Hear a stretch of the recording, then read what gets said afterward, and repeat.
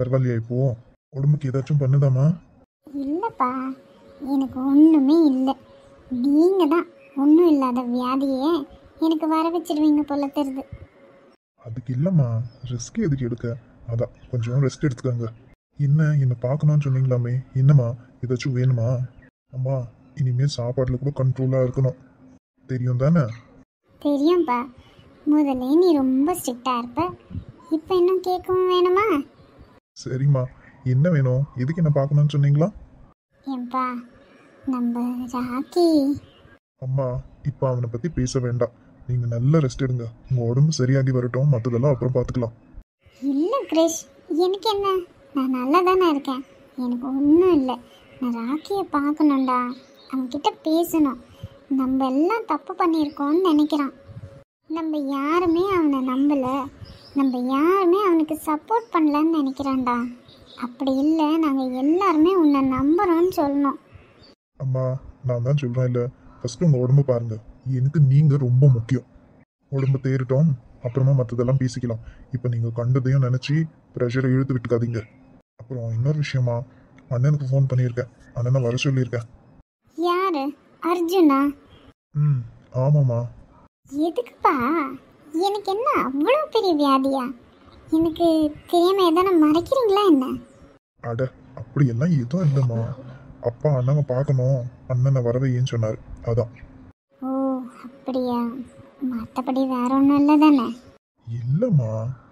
உங்கள் பெரியப்பாவும் பெரியம்மாவும் பாவம் அவனை தனியாக விட்டுட்டு போயிட்டாங்க. இந்த முறை அவன் இங்கே வந்தா முதல்ல அவனுக்கு ஒரு கல்யாணத்தை பண்ணி வைக்கணும். நானும் அதுதாம்மா நினச்சின்னு இருக்கிறேன். அண்ணனுக்கு ஒரு நல்ல பொண்ணை பார்த்து கல்யாணம் பண்ணி இங்கேயே செட்டில் ஆக்கிடணும். முதல்ல அந்த வேலையை பாரு. பார்க்குறேன். நீங்கள் எந்த வேலையும் பண்ணக்கூடாது.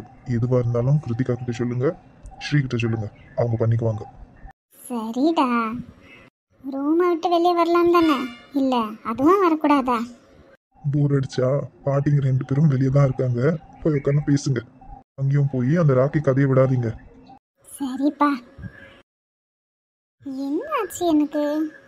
நார்மலான தலை சுத்து, மயங்கி விழுந்துட்டேன். அதுக்கே இப்படி கவனிக்கிறாங்க. என்ன நம்ம வீட்டில் நம்ம மேலே இவ்வளவு பாசம் வந்துடுச்சு எல்லாருக்கும் சடனா? என்னமோ.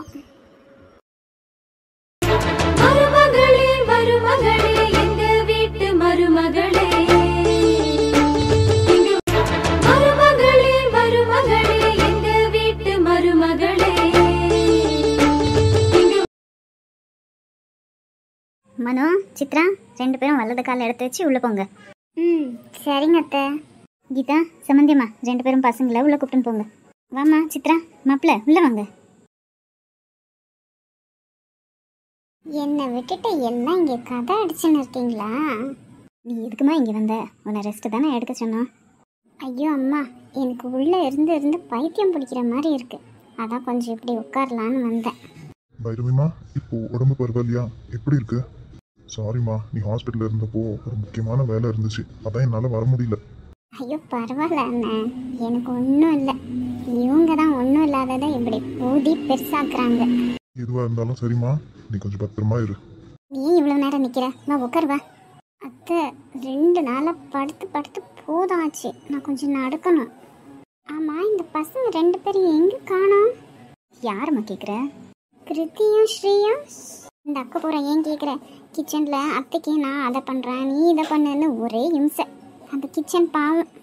ரெடியாக இருந்துக்குமா, 2 பேரும் கொடுக்கறது சாப்பிட்றதுக்கே உனக்கு தெம்பு வேணும். ஐயோ, இப்படின்னு தெரிஞ்சிருந்தா நான் ஹாஸ்பிட்டல்லே இருந்துட்டு இருந்துக்குவேன். இதை மட்டும் உன் மருமக கேட்கட்டும், அவ்வளவுதான், உன்னை பேசி சாப்பிடிச்சிடுவா.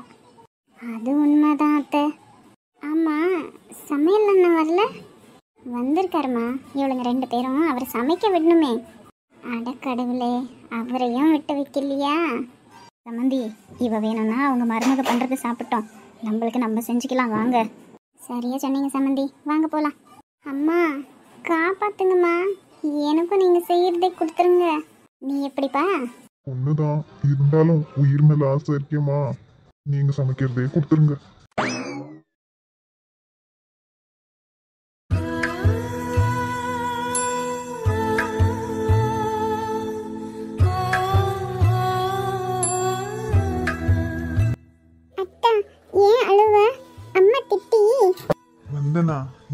என்னம்மா? தாத்தா அம்மா திட்டி. அப்படியெல்லாம் பேசக்கூடாது ஷாலு குட்டி. அப்புறமா அம்மா தாத்தாவையும் திட்டுவாங்க. தாத்தா அம்மா நானா. ஐயோ, அப்படியெல்லாம் சொல்லக்கூடாது ஷாலும்மா. அப்புறமா நாங்க தான் இதெல்லாம் கத்து கொடுத்தோன்னு அதுக்கும் உங்க அம்மா எங்களை தான் திட்டுவாங்க. நீ போடா, அப்பா ரூம்ல இருக்கிறாரு பாரு. நானா. அப்படியெல்லாம் சொல்லக்கூடாதுமா. போ, அப்பா கிட்ட போய் விளையாடு, நான் வரேன். அத்தா நீ அழுவ நானா. இல்லடா நான் அழுவ மாட்டேன், நீ போ. கண்ணு தண்ணி தொடச்சிக்கிறேன்டா. அத்தா பாப்பாக்கு மம்மு. போ வந்து ஊட்டி விடுறேன். என்னம்மா வந்தனா? என்ன ஆனாலும் இப்படியெல்லாம் அழுக மாட்டியே, என்னடா ஆச்சு? அப்பா நானும் மனுஷி தானே, எவ்வளோ நாளுன்னு தான் நான் தாங்கிறது. வர வர அண்ணியோட பேச்சே சரியில்லைப்பா, ரொம்ப நோக்கடிக்கிறாங்க.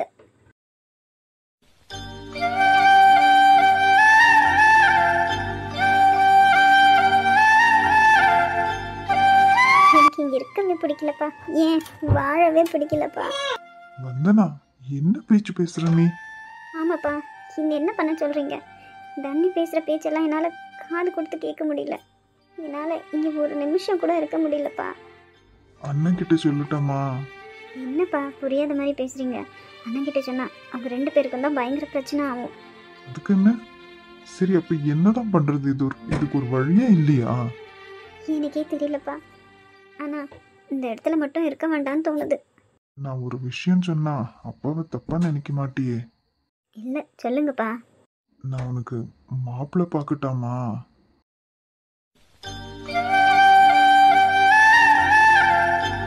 எனக்கு தெரிஞ்சு இதுதாம்மா இதுக்கு ஒரே தீர்வு. அப்பா நான் ஏற்கனவே கல்யாணம் ஆகி புருஷனை இழந்தவப்பா. இருக்கட்டும்மா, எத்தனை பேருக்கு அந்த மாதிரி வாழ்க்கை அமையுது. உனக்கு ஒரு நல்ல வாழ்க்கை அமையும்.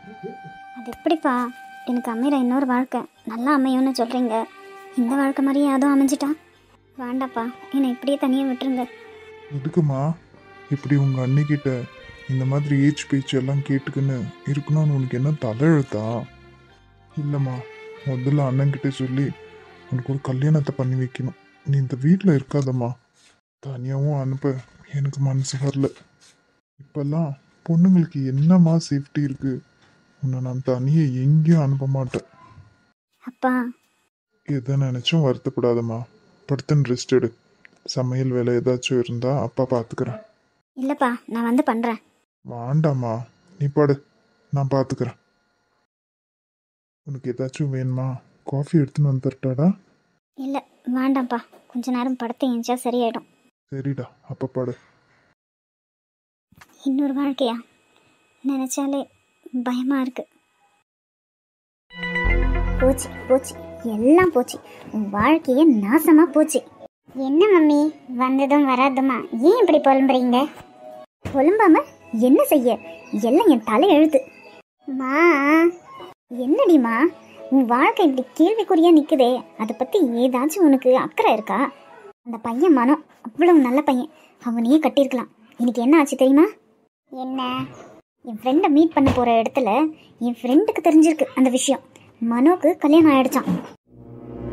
அப்போவே படித்து சொன்னேன், வேண்டா அவனை விட்டுறாத, அவன் ரொம்ப நல்ல பையன், அவனை கட்டியிருந்தா உன் லைஃப் எவ்வளோ நல்லா இருந்திருக்கும் தெரியுமா? சும்மா அந்த கிறிஷை பழி வாங்குறேன்னு சொல்லி உன் லைஃபே இப்படி தொலைச்சிட்டு நிற்கிறியேடி. அம்மா போதும், இனிமே இதை பற்றி பேசாதீங்க. பேசாம என்ன செய்ய? நீ விரும்பின கிறிஷ் அவனுக்கும் கல்யாணம் ஆயிடுச்சு, உன்னை விரும்பின மனோ அவனுக்கும் கல்யாணம் ஆயிடுச்சு. இப்போ நீ என்னதான் பண்ண போற? உன் வாழ்க்கையை நீயே மண்ணள்ளி போட்டுக்கின. எல்லாம் உங்கள் அப்பாவை சொல்லணும். அவருக்கு அப்பத்துலேருந்தே சொன்னேன் நான், செல்லம் கொடுக்காதீங்கன்னு. கேட்டாரா? இப்படி உன் வாழ்க்கை ஆண்டுக்கு உங்கள் அப்பாவும் ஒரு காரணம் தான். ஏன் இப்போ வாய் மூடின்னு இருக்கிற? கூட பேசுவியே, இப்போ பேசு. என்ன பேச சொல்கிறீங்க? அதான் எல்லாம் முடிஞ்சிருச்சுல்ல, அப்புறமா என்ன? இப்பயாச்சும் நீ பண்ண தப்பு என்னன்னு புரியுதா? எல்லாம் எனக்கு தான் தெரியும்னு ரொம்ப ஓவராக பண்ணக்கூடாது. பெற்றவங்க பேச்சு கொஞ்சமாச்சும் கேட்கணும். இப்போ பாரு, அவனும் இல்லை இவனும் இல்லை, இப்படி நடு தெருவில் நிற்கிற மாதிரி ஆயிடுச்சு. மீனா, என்ன இப்படி கத்திட்டு இருக்க? என்ன ஆச்சு?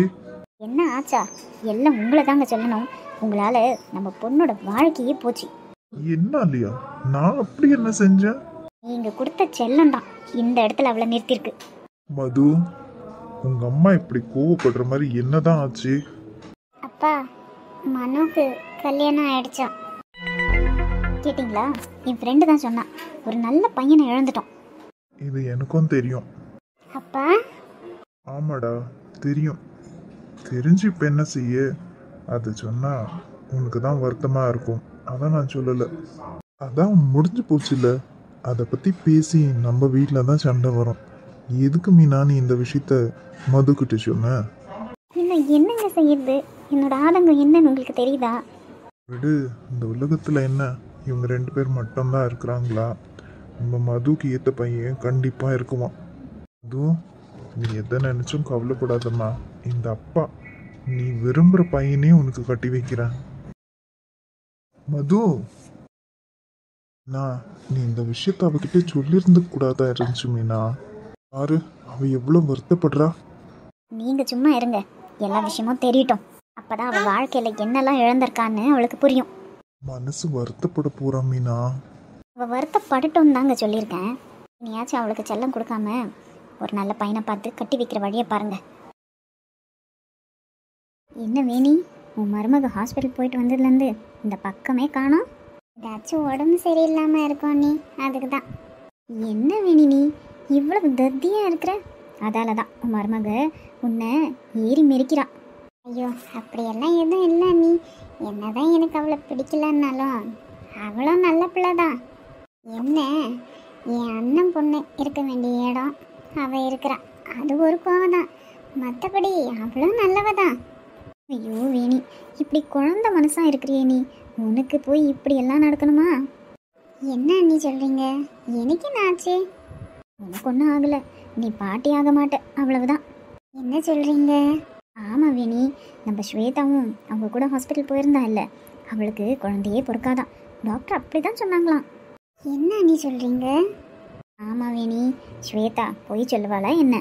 இவங்களுக்கு இனிமே குழந்தையே பொறுக்காதான். அதை அந்த டாக்டர் வாயாலே சொன்னதை இந்த ஸ்வேதா கேட்டாலாம். பார்த்தியா, அதான் இவ்வளோ விஷயம் நடந்திருக்கு. உன் மருமக இதெல்லாம் எங்கே நம்ம கேட்டுருவோமோன்னு வெளியவே வராமல் இருக்கா. நீ கவனிச்சியா? அவள் ஹாஸ்பிட்டல்லேருந்து வந்ததுலேருந்து ரூமை விட்டு வெளியே வரல. ஆமாம், இதை எல்லாத்தையும் எனக்கு ஸ்வேதா தான் சொன்னான். அவள் ஹாஸ்பிட்டல் கூட போனது எவ்வளவு நல்லதாக போச்சு பார்த்தியா? இப்போ என்ன செய்ய நீ?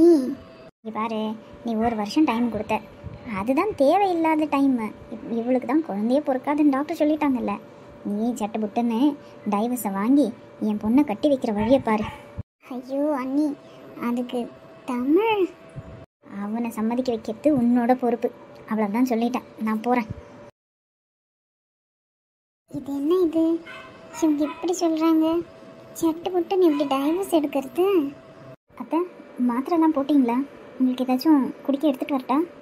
இல்லை இல்லை, அதெல்லாம் எதுவும் வேண்டாம். உங்ககிட்ட தான் பேசணும்னு நினச்சேன், நீயே வந்துட்ட. இப்படி வா. என்ன விஷயம் சொல்லுங்க அத்தை. ஆமாம், டாக்டர்கிட்ட போயிட்டு வந்தே, என்ன ஆச்சு? டாக்டர் என்ன சொன்னாங்க?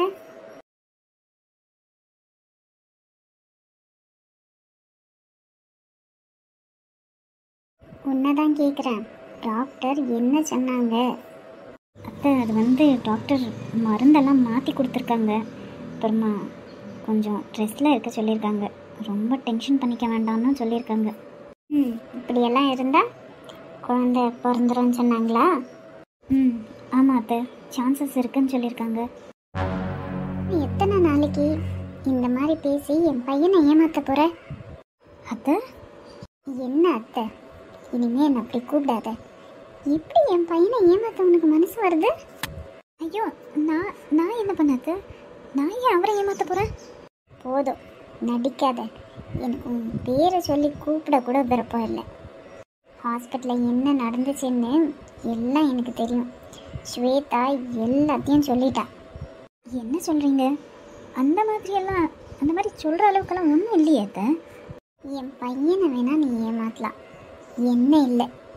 இங்கே பாருங்கத்த, என்ன விஷயம்னு எனக்கு சரியாக தெரியல. ஆனால் இப்போ நீங்கள் என்கிட்ட சண்டை போடணுன்ட்டு வேணும்னே வம்பிழுக்க என்னை கூப்பிட்ருக்கீங்க. ஏய் நில்லு, எவ்வளவு தைரியம் உனக்கு? நான் பாட்டுக்கு இங்கே பேசின்னு இருக்கேன், நீ பாட்டுக்கு போயின்னு இருக்க. அத்தை, என்ன ஆச்சு? என்ன சத்தம்? இதோ இங்கே நிற்கிறாளே, எல்லாம் இவ பண்ணுற வேலை தான். மோனிஷா, என்னாச்சு? ஏன் அத்தையை காலையில் கோவப்படுத்தின்னு இருக்க? நீ சொல்லு ஸ்வேதா, டாக்டர் என்ன சொன்னாங்க? ஆ, டாக்டரா? என்னத்தை கேட்குறீங்க? அதான் நீ உங்கள் அம்மா கிட்ட சொன்னியாமே ஹாஸ்பிட்டலில் என்ன நடந்துச்சுன்னு, அதை இவன் முன்னாடி சொல்லு. அது வந்து அதான் அம்மாவே சொன்னாங்களே அத்தை, இவங்களுக்கு குழந்தைய பிறக்காதுன்னு. ஸ்வேதா, இவ்வளவுதான் உனக்கு மரியாதை. நீயும் ஒரு பொண்ணு தானே, நீ இப்படி வாய் கூசாமல் போய் சொல்கிற? நான் என்ன போய் சொன்னேன் மோனிஷா? அந்த டாக்டர் சொன்னதை தானே சொன்னேன். இது பாரு, தப்பெல்லாம் மேலே வச்சுக்கின்னு இதுக்கு நீங்கள் ஏன் மருமகளை திட்டுற? இங்கே பாருங்க, எல்லாத்துக்கும் ஒரு லிமிட் இருக்குது. நீங்கள் பண்ணுறது ரொம்ப ஓவர். கண்டவங்க பேச்சை கேட்குறீங்க. நான் உங்கள் மருமக, ஏன் பேச்சை கேட்க உங்களால் முடியல? ஹலோ மோனிஷா, நான் ஒன்றும் கண்டவ கிடையாது. என்னை பொறுத்த வரைக்கும் நீ கண்டவ தான். நானும் எவ்வளோ நாள் தான் பொறுத்து போகிறது? எல்லாத்துக்கும் ஒரு லிமிட் இருக்குது. அந்த லிமிட்டோடு நடந்துக்கினீங்கன்னா உங்களுக்கு நல்லது. அத்தை பாருங்க அத்தை, எப்படி பேசுகிறாங்க. நான் என்ன இல்லாததையா சொல்லிட்டேன்? குறை இவங்க கிட்ட தான், அதான் இப்படி பண்ணுறாங்க. சரியாக சொல்கிறேன் ஸ்வேதா, இவகிட்ட தான் ஏதோ குறை இருக்குது. முதல்ல தமிழ் வரட்டும், இவ்வளோ தலைமுழுக சொல்லணும். உங்கள் பையன்கிட்ட நீங்கள் என்ன சொல்கிறது? நான் சொல்கிறேன், உங்கள் எல்லாரையும் நான் தலை முழுகிறேன். உங்கள் தொல்லை என்னால் தாங்க முடியல. நீங்கள்லாம் வந்ததுலேருந்து நிம்மதியாக என்னால் இந்த வீட்டில் இருக்கவே முடியல. பாருங்கத்த, இவகிட்ட குறைய வச்சுக்கிறேன், நம்ம மேலே கோபத்தை காமிக்கிறா. இது இல்லை, இன்னைக்கு தமிழ் வரட்டும். உண்டில்ல நாக்குறேன் இவ்வளோ.